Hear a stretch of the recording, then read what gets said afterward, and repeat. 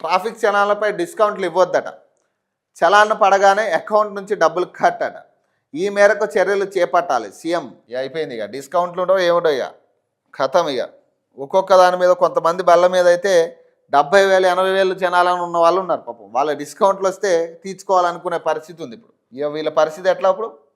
Traffic నిబంధనల ఉల్లంఘనపై పోలీసులు కఠినంగా వ్యవహరించాలని సీఎం రేవంత్ రెడ్డి ఆదేశించారట. ట్రాఫిక్ చలాన్లు విధించకుండానే నియంత్రణ చర్యలు చేపట్టాలని, తప్పనిసరి పరిస్థితుల్లోనే మాత్రమే చలాన్లు వేయాలని చెప్పారట. చలాన్లపై ఎలాంటి డిస్కౌంట్లు ప్రకటించకూడదని స్పష్టం చేశారట. వాహనాలపై చలాన పడితే యజమాని బ్యాంక్ ఖాతా నుంచే నేరుగా డబ్బులు కట్ అయ్యేలా చర్యలు చేపట్టాలని ఆదేశించారట.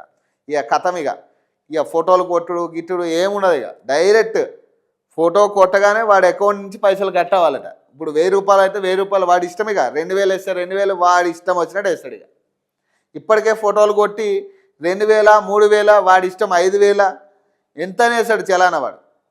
ఇక ఇప్పుడు ఇక విచ్చలవిడితనం పెరుగుతుంది. ఇక పాపం ఇప్పటికే దాక్కుని ఫోటోలు కొడతా ఉన్నారు.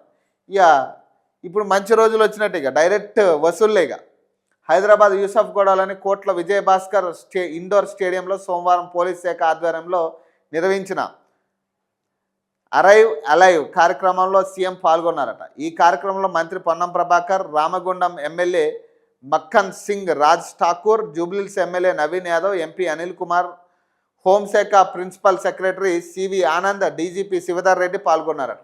ఈ సందర్భంగా సీఎం మాట్లాడుతూ ట్రాఫిక్ డిపార్ట్మెంట్ కమిషనర్ ఆధ్వర్యంలో పనిచేస్తుందని, ఇకపై డీజీ లేదా అడిషనల్ డీజీ స్థాయి అధికారి ఆధ్వర్యంలో ట్రాఫిక్ వ్యవస్థ పనిచేసేలా బలోపేతం చేస్తామని వెల్లడించారట. ముఖ్యంగా డ్రంక్ అండ్ డ్రైవ్పై ఎలాంటి రాజీ లేకుండా చర్యలు తీసుకోవాలన్నారట.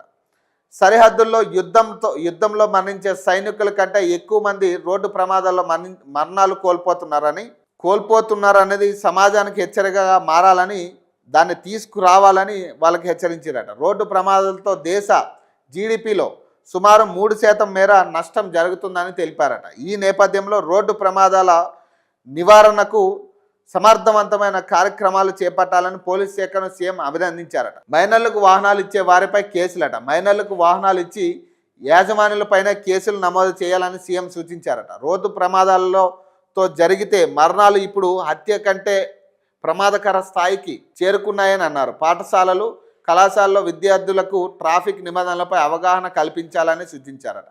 చిన్న వయసులోనే రోడ్డు భద్రతపై అవగాహన వస్తే భవిష్యత్తులో ప్రమాదాలు గణనీయంగా తగ్గుతాయని పేర్కొన్నారు.